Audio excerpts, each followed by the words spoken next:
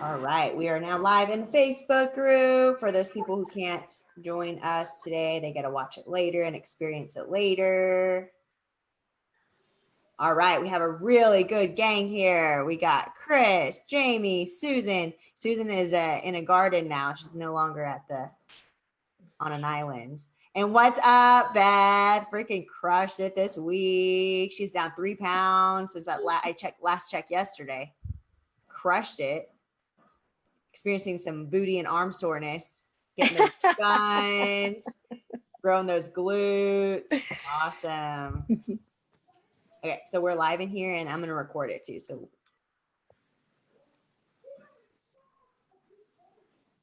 we have 2 minutes.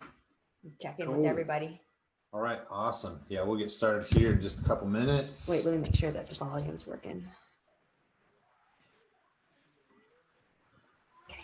Yep, everything's working good. All right, let me get my screens all set up.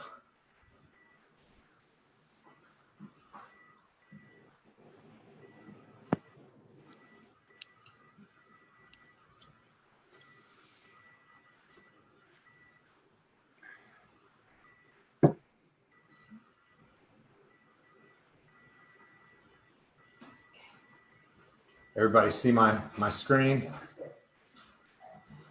Yeah. Cool.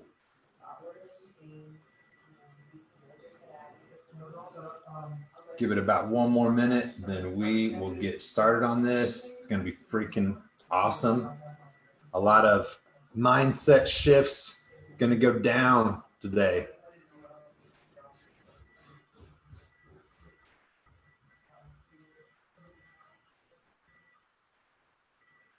All right.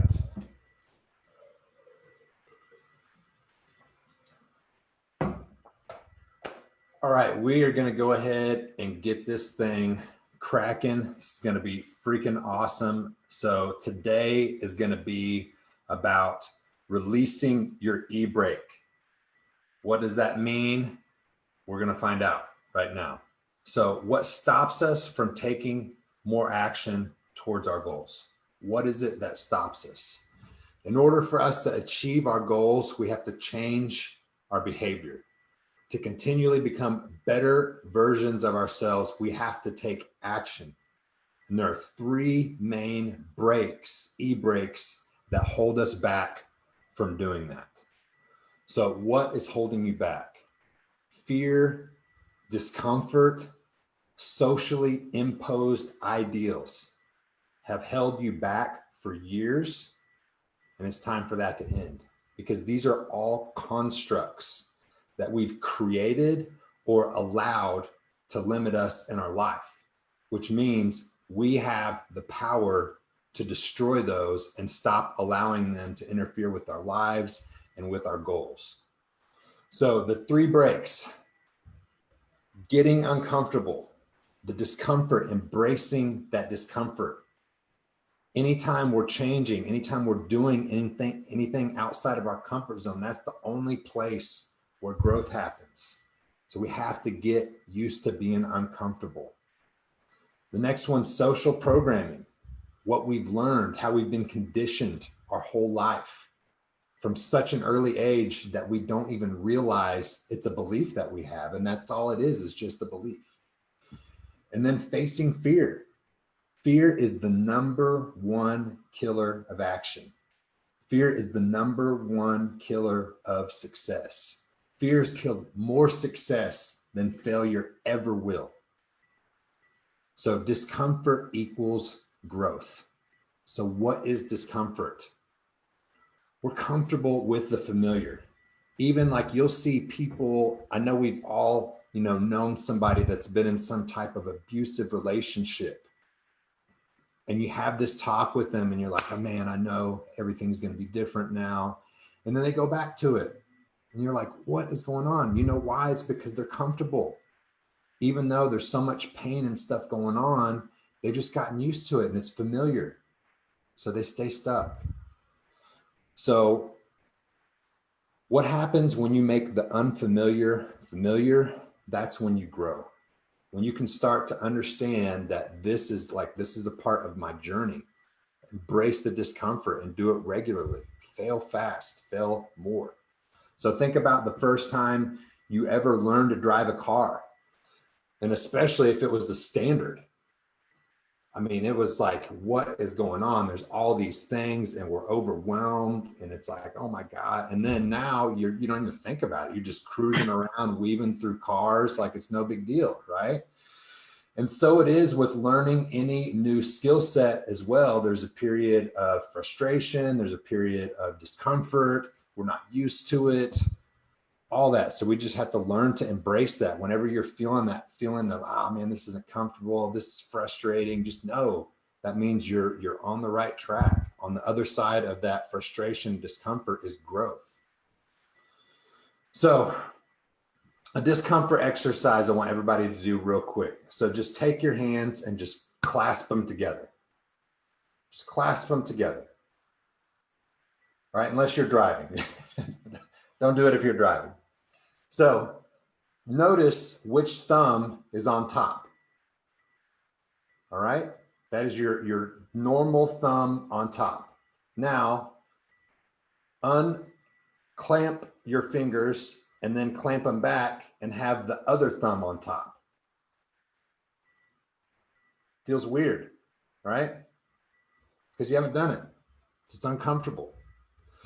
So what other areas in our life are we comfortable? And it's comfortable to sit down and watch TV. It's comfortable to just mindlessly eat and not have any concern for portions. So what's uncomfortable? Sometimes exercising can be uncomfortable. Sometimes getting sore can be uncomfortable. Sometimes measuring and tracking the food that you're putting in your body can be uncomfortable. But guess what? These are essential skill sets and things that you need to do to reach the goals that you have for yourself. Right? So another example of that is when it comes to measuring and tracking, like this is an essential skill. And unfortunately, it's something that we can be like, I just don't want to think about it. But if we turn that same thing into thinking about finances, you couldn't just be like, well, you know what? I just don't want to think about it. I'm just going to swipe the card thing. And if it works, I'm good. Right? I don't want to think about that. I just don't want to deal with it. Well, that will work until it doesn't. Right? Or the people that follow that mantra to the T are usually homeless, right? They've got the cup at the side of the highway. So this is a skill, like by learning it, embracing it, ingraining it into you, you're going to have a level of awareness and sense of control for the rest of your life. So super important. So social programming, the next one. This one is big because we're culturally programmed for the most part to not hit high level goals. So this brings up a really cool story. I don't know if you guys have heard it before, the crab bucket story. There's a guy, he's on the beach and there's a fisherman out there. He's got a bait bucket beside him, and the guy goes over there and he sees a couple crabs in the bucket. One of them's about to climb out and he's like, hey man, you need to put a lid on the bucket there. Crab's about to get away. He's like, no, it won't. Just watch. And sure enough, as the crab is about to get out of the bucket, one of the other ones grabs it and pulls it back down. So just like the crabs in the bucket, when there are people in your life that start to see you accomplish things that they are not capable of accomplishing, they will pull you down. And a lot of times this happens on a subconscious level. It's because what you're doing is causing a reflection within them of something they don't feel like they're capable of, and it makes them uncomfortable. And so reactively, they just say, you can't do that, or you shouldn't do that. They're going to have something to say about it. So just know when you hear that, when you hear those things from people that maybe have been in your inner circle for a long time, but now you're gaining a level of awareness that's allowing you to step up into a new area, that you're probably going to encounter that. You're probably going to encounter that. And that might mean along the way that you have to reassess and reevaluate who is in your inner circle. And sometimes that's really tough because we have this belief that we have this sense of loyalty that we need to, be with these people and be on their level and be accepting of those things when that's a choice and that's a belief. And so as you step up and are on the journey of achieving your goals, there might need to be some difficult conversations with those people of, hey, I'm doing this with my life now, and you can either, step up with me, or we have to, minimize contact. And that's just the way it is. Like if you are involved in, example for me, like me being involved with drugs before, I cannot associate with those people. I just can't. I'm not going to put myself in a situation. Just like if you are an alcoholic, you haven't drank in a long time, would it be a good idea for you to go to the bar ever? No, it wouldn't. If you had a gambling problem, would it ever be cool for you to go to a casino again? Probably not. Probably wouldn't be smart, right? So you just have to think about your environment. So another example is how they train elephants. So from the time, an elephant is a baby elephant, and this is like in Thailand, I believe, they put a little rope around their leg and put a stake in the ground. And the young elephant will try to get away, but it can't. So it's conditioned to believe that it cannot break free of this rope and stake in the ground. And then as it grows into a multi-ton beast that could easily just rip that thing out of the ground and just tear things up, it doesn't. It doesn't, because it's been so deeply ingrained to believe that it can't. So like the elephants, like how many of us go through our life hanging on to a belief that we can't do something, simply because we've been conditioned to believe that by friends, family, teachers, school, or maybe because you failed at something similar like that before.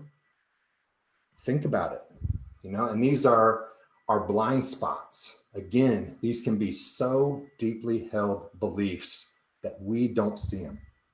And so it is only through being in contact with other people that have maybe done the thing already that you want to do, or by people that ask deeper level questions that maybe you haven't asked yourself yet, right? Once you pose the new question, get your mind thinking, activates that reticular activating system of the brain, and now you're on the lookout for a new solution. So failure is a part of learning. We should never give up the struggle in your life because of failure. Failure is a part of the game. Fail fast, fail hard, fail often. Everything you want is on the other side of failure. So the moral of the story is, be careful who you listen to. Be careful who you listen to, because everyone projects a reflection of what they fear inside. They will reflect it on you. So ask yourself, when you're having a conversation with somebody, has this person done what I want to do?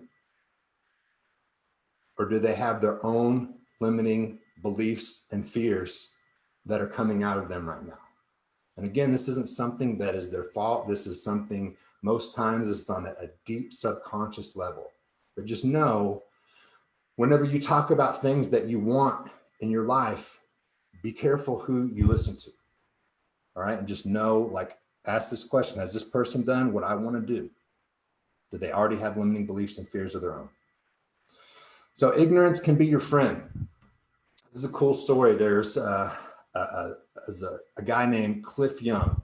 He was a 61-year-old farmer, and he entered this 500-mile multi-day marathon.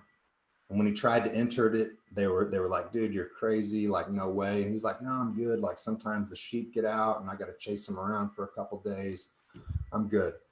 So they let him do it. And, the day of the race, gun goes off. Everybody, starts going and leave him way behind. And he's just kind of shuffling along, got his farmer boots and overalls and all that on. And by the end of the day, everybody gets to the stopping point to rest. And, he eventually catches up to him, passes them by just a little bit. They get up, pass them by, get to the next rest stop. They rest. He catches up again, passes them by a little bit more. They get up, pass him again. Next night they go to sleep. He passes them, starts to build up a lead. Well, Cliff ends up winning the race by almost 24 hours.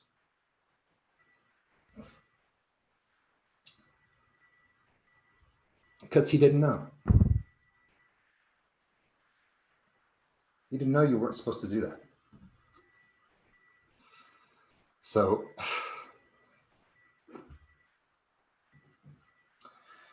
I get emotional about this one because it saved my life a lot of times.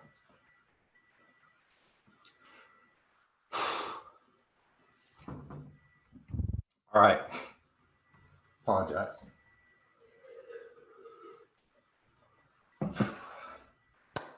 Fear. All right. Fear is the big one, and this creates a fight or flight response in our bodies. Our neck stiffens, blood flows to the extremities, adrenaline dumps into the bloodstream. We can be ready to evacuate bowels, like all that. But how does that serve us when it comes to us being about to give a presentation to a group of people, right?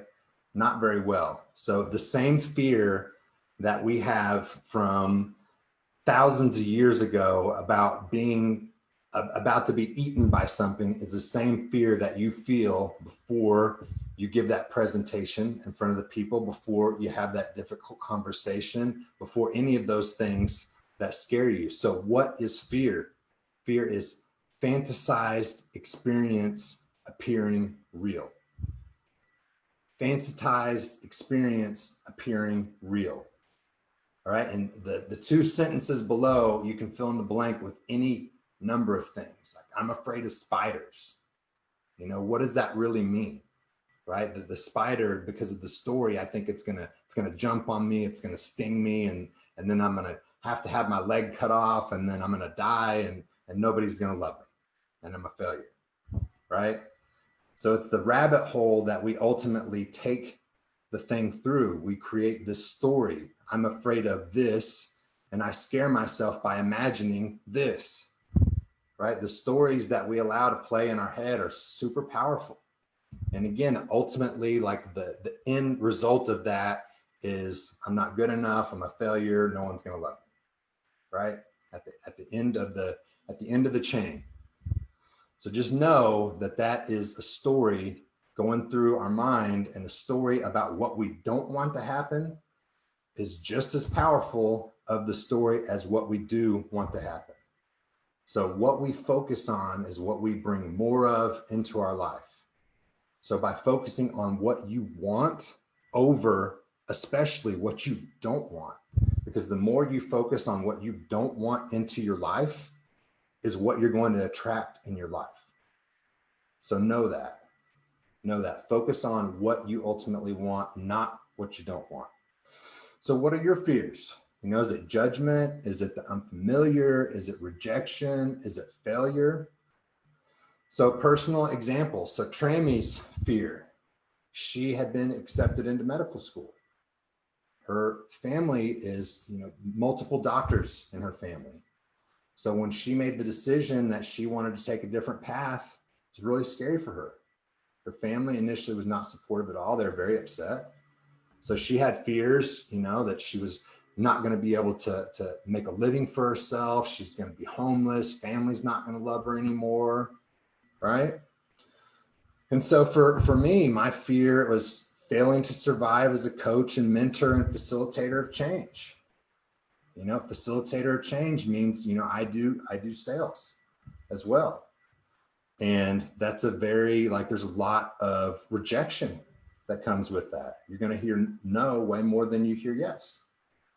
And that's just something you have to step through. But the story is, you know, I'm not good enough, I'm not lovable, and I'm a failure, right? That's ultimately where that can lead. So the stories we create in our minds are super, super powerful, positive and negative. So just think about, you know, anytime you notice, you become aware that you're in some type of a funk, think about, like, what am I focusing on right now?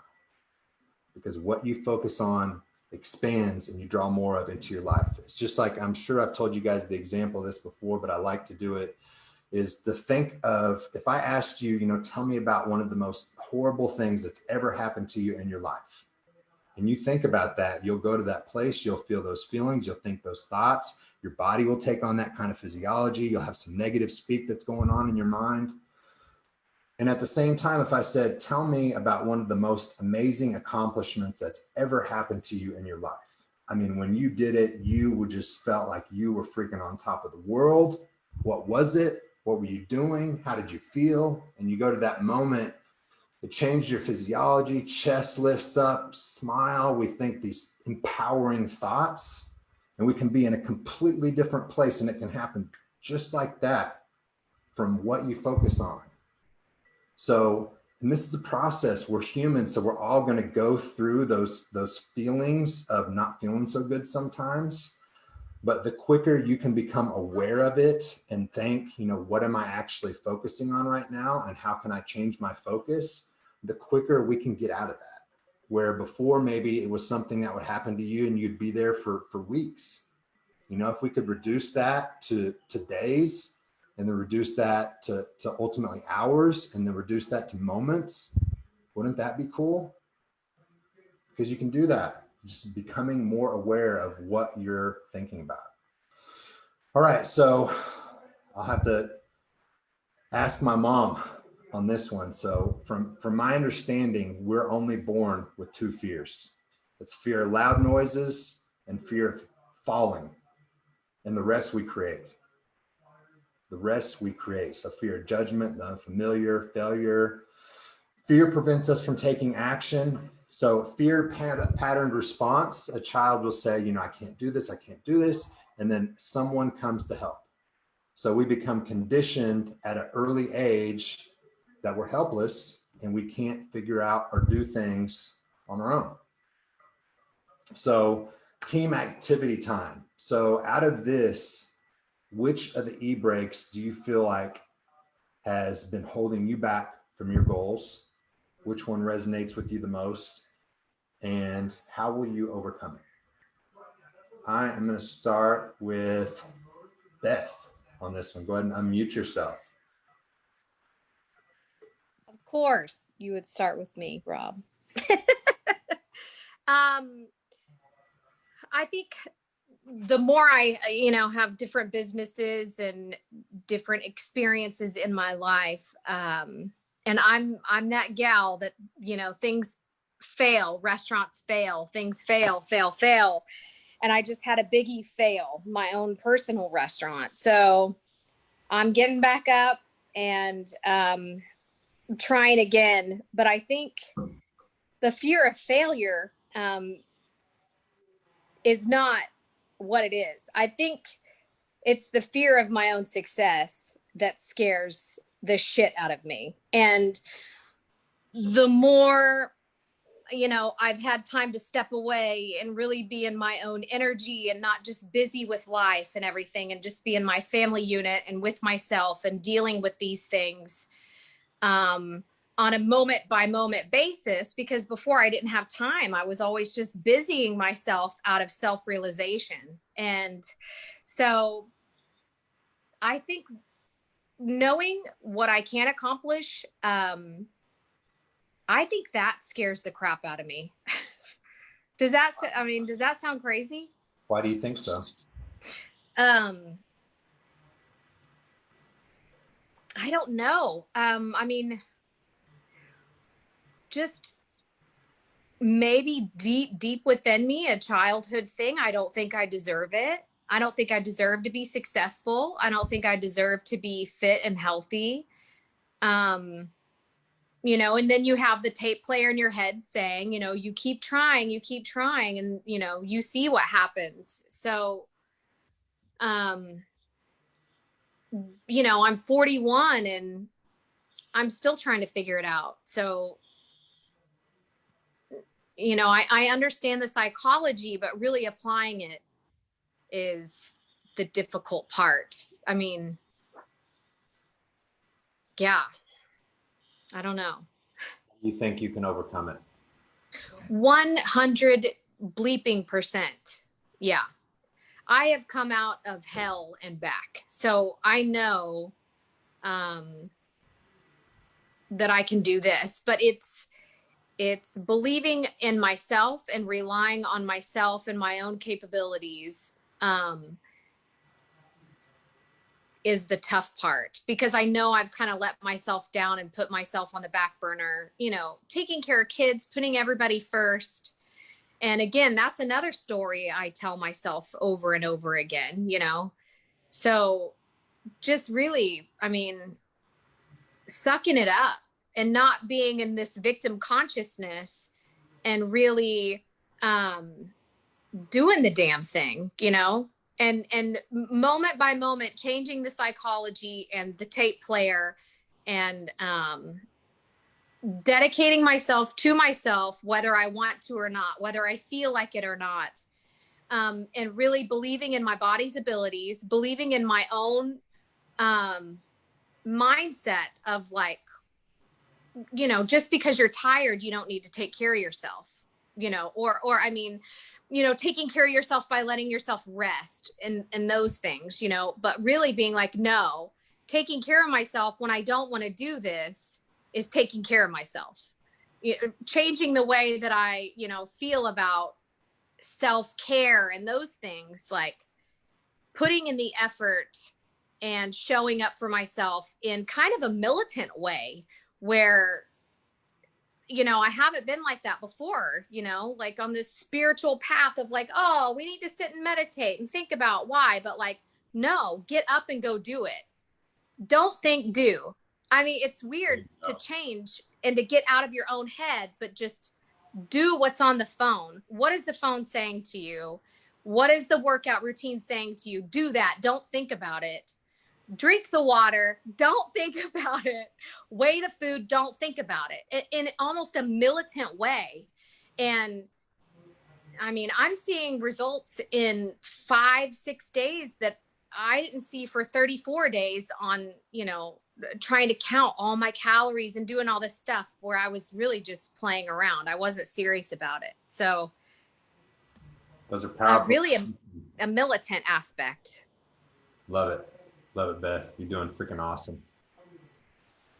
Chris, let's see. Chris Kane, let's hear from you. I haven't heard from you in a while. What's been holding you back? Which one of these resonated with you the most? I felt like you were talking about earlier with the kind of the hero mentality. Like I was doing a lot of things in my life for other people, you know, because I felt like I had to be loyal to them and I had to, you know, put their needs first. And this has been something that, you know, I wanted for myself, that, you know, I went and sought, you know, y'all out. And I think it's really breaking through the fear. You know, I'm successful here 6 weeks in because I'm doing it for me. And, you know, I'm bought in, you know, looking after me. Love it, dude. You're crushing it. Silent killer, crushing it over there. Love it. Adam, what's been holding you back? Which one of these resonated with you? How are you going to overcome it? I think the main thing for me is just it seems to me like so many people so many things are chipping away at my time. I know that's an excuse. Everybody says, you know, you have enough time. This guy had enough time to do it. But it's like I'm involved in the church and they're like, devote yourself here. And then business, my sales leader's like, you got to focus all your time over here and then work out over here. And then, you know, be a parent, show up for this over here. It's just like at some point in the day, I'm like, whatever, you know, I just kind of give up on it. Can't do it all. And I know everybody's comeback to that is, no, you have time. It's an excuse. Everybody has time. But just in my mind, it just seems like I run out of time and I get fed up with it. So I think that's the biggest thing holding me back. I don't know how to overcome it. So do you think maybe it could be a prioritization thing? It seems like every time I try to do put my priorities in order and make a schedule, it's like blown in 24 hours. You know, I've done a priority list, a schedule in the past, you know, 8 years, probably at least 5 times a year. And it was, I can tell you this, it was a lot easier to stick to it when I was single, but now I got a lot more responsibility and a baby on the way, and it's just really hard. But I try to make time. I mean, I do my best to make the time and get in there and do my walks and work out and cook food and all that. But sometimes I just give up and kind of take whatever's there. So it sounds like there's still going to have to be some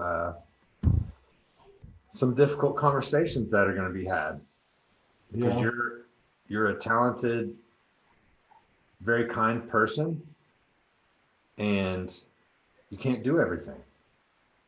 Yeah. You can't do everything. You can't be good at everything.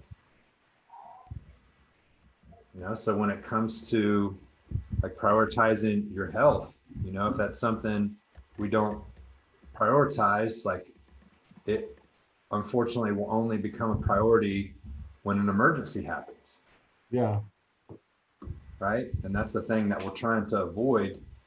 And so by prioritizing yourself may mean we have to have some difficult conversations with people in our inner circle, maybe even with a church, things like that. Because if we're not prioritizing our health, then what happens to the people that are dependent on you? Everyone's selfish, right? I get it. It's so weird to me, because you got the AA sponsor saying, if you don't put yourself first and quit drinking, then you're gonna, end up here. And you got the financial person in your life, if you don't save and do this and do that, then you're gonna end up here. And then the religious person, you need to put God first and do this. And then it's like hard to figure out where to focus, because I could put myself number one in any of those categories, but the categories are still there. So it's just it's something I battle with every day, but I'm trying to get everything done. Got it. So sometimes we can be in a situation where other things might have to be sacrificed in order to strengthen another area, especially if it's coming down to like you actually being here, because what do any of those other things even mean if you're not around? Yeah. So we're gonna hang out. We're gonna talk more today. Cool. We're gonna get you through this. All right, Chris Groupie, tell me, what is the EBrake that's holding you back? Which one of these resonated with you the most? I think my the main EBrake is my fear of communication, or when I have to call somebody on the phone or talk to somebody that I don't know, or even people I do know. Sometimes I get kind of tied up and I don't know, can't communicate properly. If I could, I would could go a lot farther in my career. So Where do you think that comes from? I just think that I'm gonna say something stupid or not know what to say at all, and then it just ties me up inside and I can't get past it sometimes. So what would happen if you said something stupid? Probably nothing. I mean, we've got a story. So what, let's say you say something stupid, then what? I just continue, I guess. I don't know. It's just the social discomfort, I guess, from being around people and anxiety, but I guess I just need to be around people and talk to them more, and it would probably go away eventually.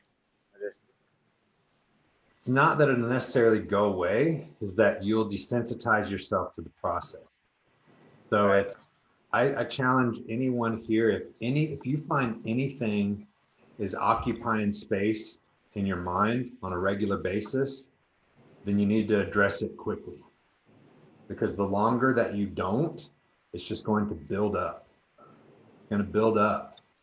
And so it's addressing the little baby monster before it becomes a big monster, right? Because these things can manifest, and if we'll just do the thing, have the conversation, and do it as quickly as possible, then what we find is we kill the monster while it's young, and this story that we had in our mind about what was going to happen by us doing it, 99.9% of the time it doesn't happen, you know, and then we just have this big sense of relief after we've done the thing. Right. So I challenge you to just be aware of that, and super freaking proud of you, dude, for going in, having the conversation, and kicking ass at your work. You've been kicking ass in your life and your fitness and your journey. I brag about you all the time. And you had the conversation with your boss, and he didn't even question it, gave you the raise because the proof was in the production. Because you've been questioning at work, making a difference. That's freaking awesome, dude. You probably had some heart racing going on before you had that conversation, didn't you? No, I was pretty comfortable with that one. It was just the right moment that I caught him, and I just asked him, and that I didn't even think about it. So that's more what I need to do. Not think about it, just do it. There you go. Because I would have thought, man, you know, Chris was probably a little heart was beating out of his chest before he had that conversation. But No, say that you just didn't even think about it, you just went in there and did it. That's freaking awesome. Because I feel pretty comfortable at work, and there's places I feel comfortable in where I can talk to people easier. So good, man. You're on the right path, dude. You're doing some awesome things. Proud of you, man. All right, Susan, what do you feel like has been holding you back? Which one of these resonated with you the most? Okay, well, I'm going to play a little bit. What were the three? There was fear and others holding you back. And what was the third one? Discomfort, like being uncomfortable, and social construct. Okay. Well, I don't know exactly where this fits in, but, you know, I think on my part, it was laziness. You know, you're kind of comfortable, and I was comfortable in my life, my profession, professionally, everything was rocking along.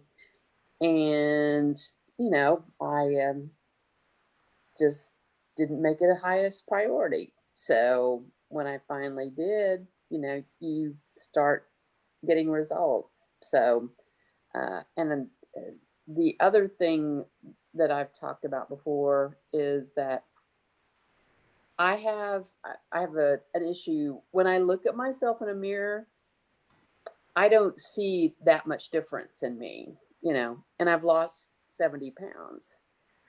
But when I see a picture of myself beside another picture of me now and one a year ago, I can see the difference. But day by day, and it's one of those things I think that when you're around somebody every day, you don't see the differences happening. But you don't see somebody for a year and you're like, whoa, you know, you've gotten thinner or more bulk or whatever. So I think that was something internally with me not being able to see that I needed to. I mean, you kind of know in your head, you know, you need to do something, but I wasn't seeing it until, you know, I got to the point that I couldn't do stuff as much as I wanted to do. And wasn't fitting into clothes as well. And the sizes were going up. So,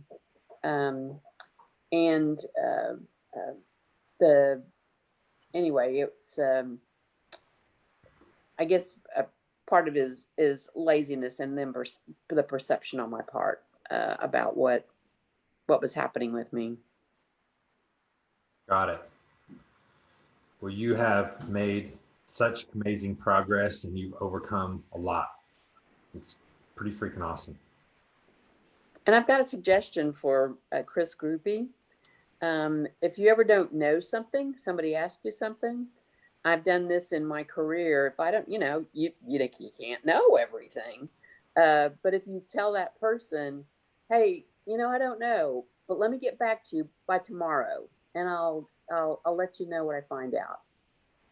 And people will take that, you know, if it's something in your business or even in your, personal life or whatever. But, don't, the worst thing to do is make something up, because I've done that before and it comes back to bite you.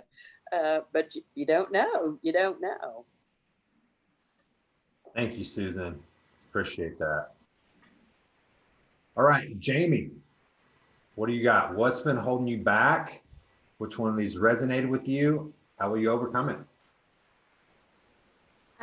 Mine is actually pretty similar to Susan's, just being comfortable with where I was.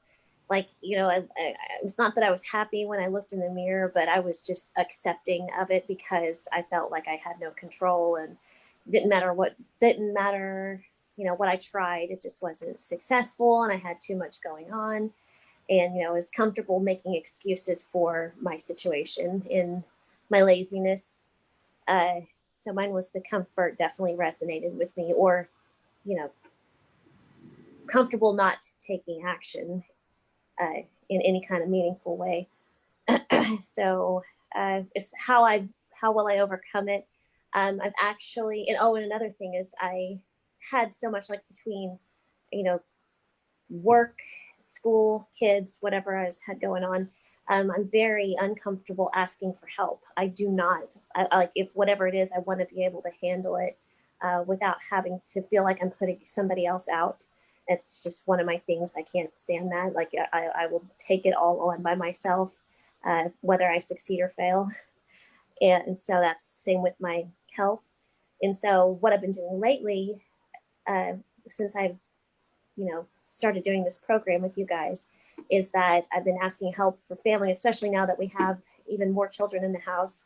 I will have someone come over, like my niece, she'll come over and watch the kids, and asking for help from people to, like, so I'm able to take time to go to the gym and stuff like that. So asking for help is definitely stepping out of my comfort zone. And that's what I've been, my biggest thing.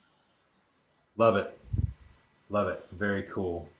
All right, we are going to cap this thing off with some freaking affirmations and have an amazing weekend, and then we'll do Q&A after that. So everybody go ahead and unmute yourself, sit up tall or stand up, bring the energy. This is gonna cap this off. No, and I'm gonna do the turkey part. Right. All right, so here we go. I'm lovable, I'm valuable, I'm enough. I'm lovable. I'm valuable, I'm enough. I'm enough. Energy, here we go. I have all the tools and drive needed to achieve my goals. I have all the I have tools all the drive tools needed and to drive achieve my needed goals. to achieve my goals. I'm a winner, I look like a winner, I succeed like a winner.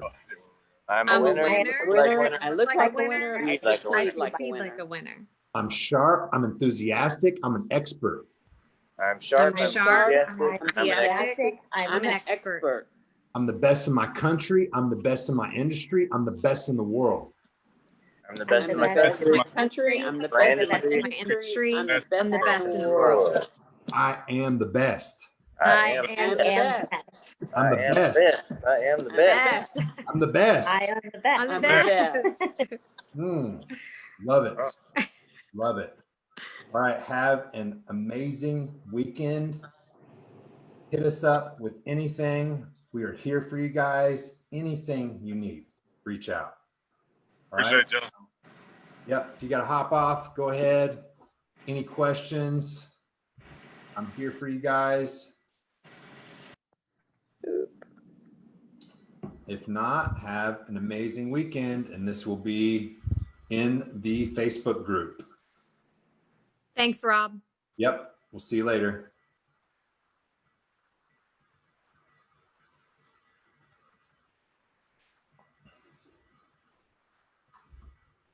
All right.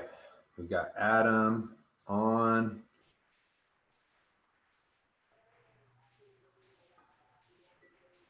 Can we do like a FaceTime if I'm gonna walk around? Yeah. Okay. Yeah, we can do that. Let me put my headphones in. FaceTime. Yeah, or you could do Zoom on. Or you can do Zoom on your phone, either one. You want to do Zoom on his phone, so we just stand up here.